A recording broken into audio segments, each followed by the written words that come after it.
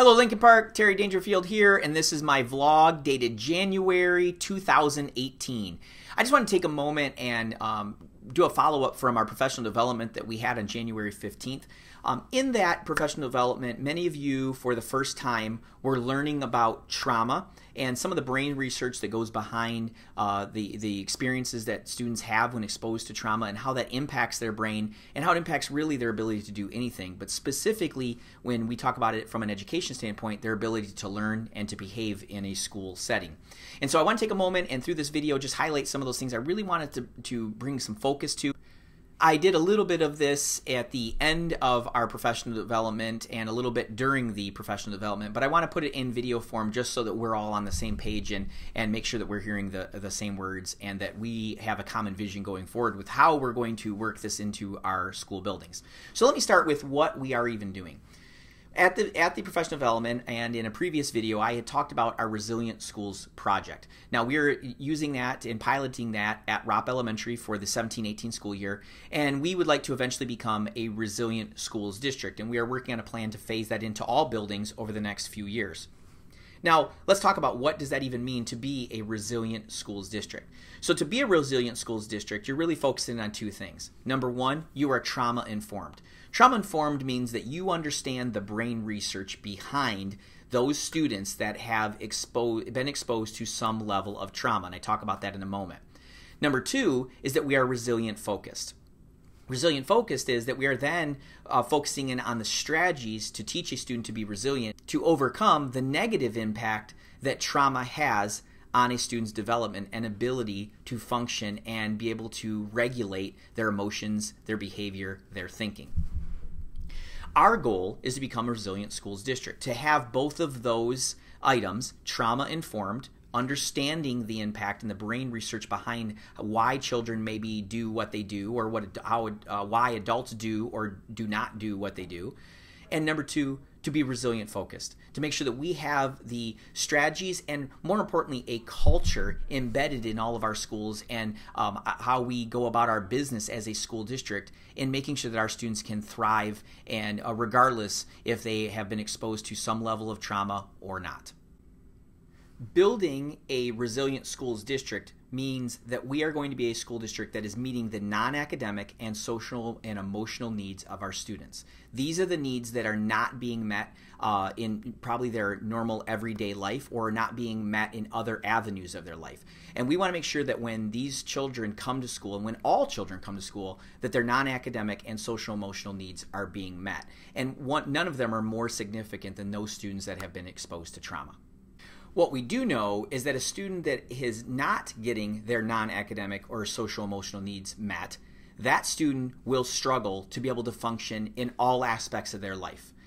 Daily function that many of us may take for granted, they are going to struggle to function in all aspects of their life. And for us in the educational world, we're talking specifically about their ability to learn academically and their ability to be able to regulate and control their behavior. The great news is that when a child's needs are met, we vastly, exponentially improve their ability to be able to be successful when it comes to academic learning and be able to control and regulate that behavior that we just spoke about.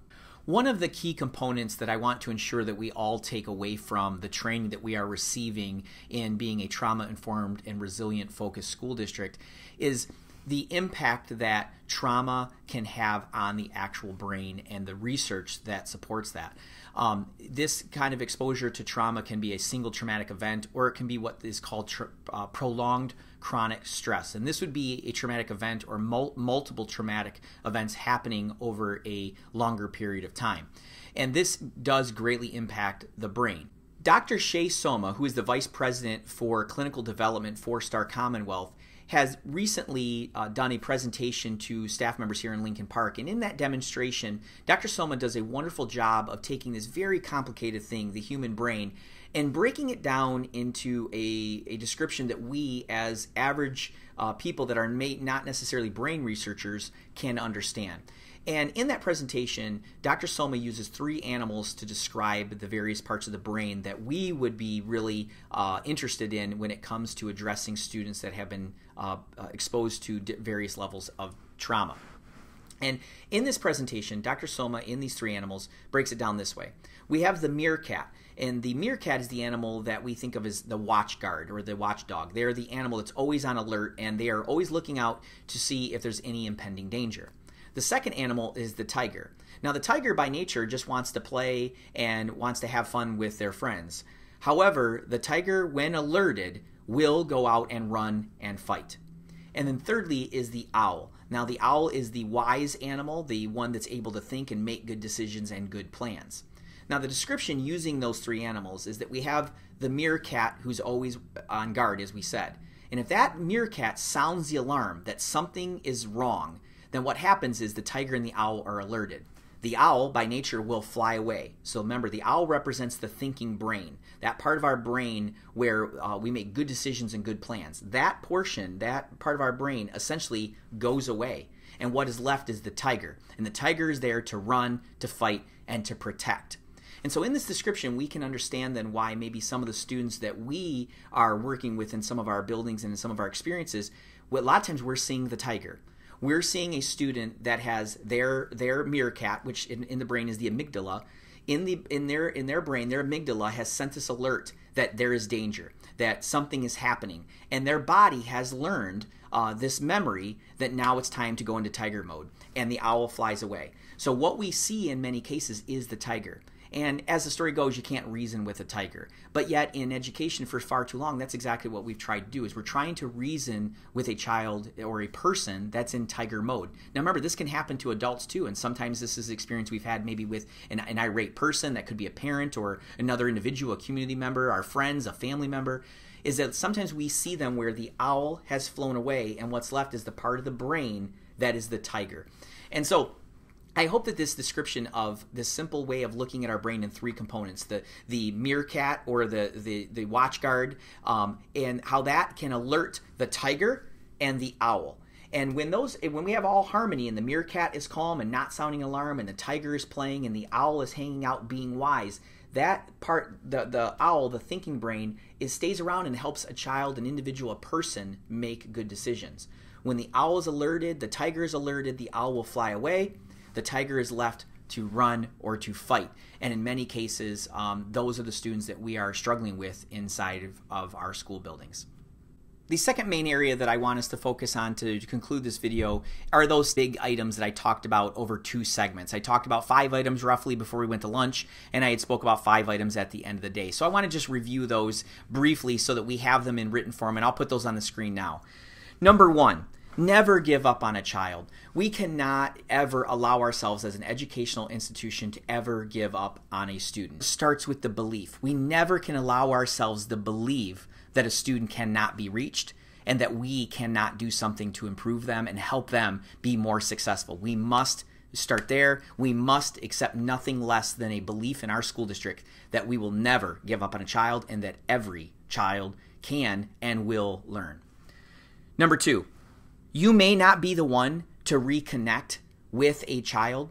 You might not be that adult, but you need to continue, keeping in theme with number 1, you need to continue the mission to find that adult. And you need to continue to find ways within yourself to try to become that adult. So the idea is if we're never giving up a child and we believe that they can learn, then we must also realize while we might not be the adult, and in the end it might not be us that will reconnect this child to some normalcy and to some self-regulation, but we are going to continue the quest until we find who that is or who that group of people are. Number 3, we need to see behavior as a symptom to a deeper problem. We can't look at behavior and just respond to it. We can't just see behavior as a student being bad or a student acting out. We have to see a behavior as a symptom to a larger, deeper problem that has to be solved. And in so many cases, as we're learning through our training, a lot of times that is trauma, students being exposed to trauma. And so we need to make sure we put our focus in on that the behavior is telling us something. It's not something that we need to punish. It's not something that's always built around consequences. While there is a time for consequence, and students cannot be allowed, a human cannot be allowed to hurt others, we still have to be intelligent about our view of what the behavior is. And that behavior is a symptom. That behavior is a telltale sign that there's something else going on, and it's trying to tell us something. That child is trying to tell us something. And if we look at it through that lens, we're going to have a better chance to be able to be successful with them. Number 4, we need to be flexible. We ask flexibility of ourselves as adults. We must also have flexibility for our kids. We need to create judge-free zones for our children. Our children are learning. They're going to make mistakes. We as adults make mistakes.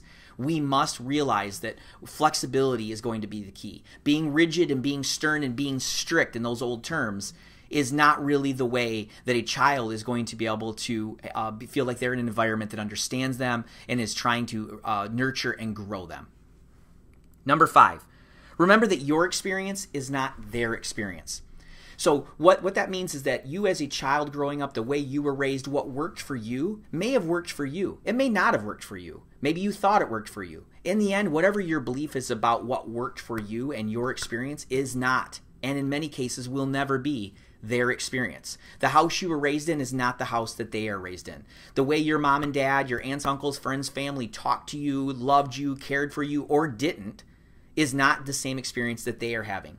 You may have had a family member that was incarcerated. That does not necessarily mean because you had that experience that because one of your students' family members being incarcerated is the same experience. We have to remember that everybody is walking in a different set of shoes with a different set of experiences. And while we try to be that adult and reconnect with them, we must also respect that they are their own person experiencing their own life experiences in a different way. And we must be cognizant and respectful of that.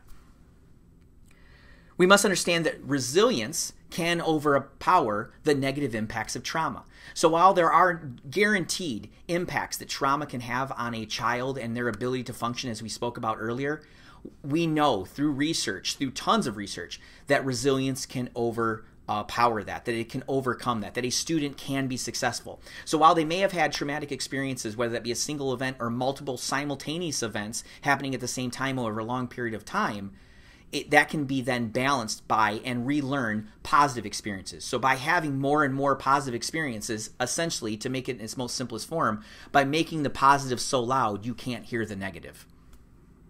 Number 7, remembering that we understand that this is easier to say this in a video than it is to implement. This is a very difficult thing to implement into a school district and into a school building, but it starts with our attitude. It starts with all of us being willing to understand that there is something here, that this will make a difference, and it's proven through research that it will make a difference for our kids. So while it will be difficult and it's easier to say to do it than to actually do it, we need to have strong commitment across the board in every single building and every single grade level that this is the culture we're going to build and bring to Lincoln Park for all of our students. We're not going to stereotype our families. We're not going to allow ourselves to see our families as, that the student from trauma is a bad kid, or the student from trauma has a messed up life, or that the trauma happens because of the incarcerated parents, or that's the only way that they do it, or all of our kids, come from maybe a substance abuse, and we need to stop any kind of stereotype. Trauma can happen to any student in any community, in any school district, in any part of the world.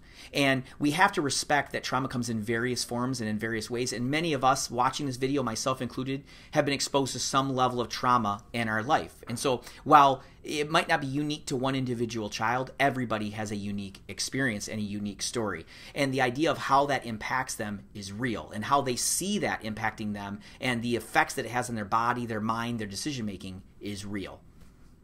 And I say this with all due respect, with no rudeness meant or implied at all. We need to get over ourselves to be successful in this work. This is not about us. And while we have to take care of ourselves, and that is vitally important, and we must be respectful of our needs, we have a job to do as educators. They need us. And as Rita Pearson has so eloquently said in that TED Talk, is that sometimes teachers need to be great actors and actresses. And that's exactly what we are going to have to do as educators in these situations. Sometimes we're not feeling great. Sometimes we're not having a great day. But we are paid professionals to work with these children. And when we're working with these children, we need to shut off as much of that as we possibly can, if not all of it, and do our very, very best to realize to get over ourselves. This is not about us. This is not about our bad day. This is about doing everything that we can to maximize the time and the experience that we are having with this child at that very moment. Living in the moment with that child and making it as impactful as we possibly can, as positive as we possibly can, so that they can have a resilient experience to overcome what has really been a history of negative and traumatic events for them in their life prior to that moment with you. So I'd like to thank you for watching this video and hearing really more of a recap of where we are as a district with our work with the trauma-informed, resilient-focused, resilient schools project. Some of the also allowing me to highlight some of those items I really want you to focus on as we move forward and do this work. But more importantly, I just thank you for your dedication to this work, the dedication to our children.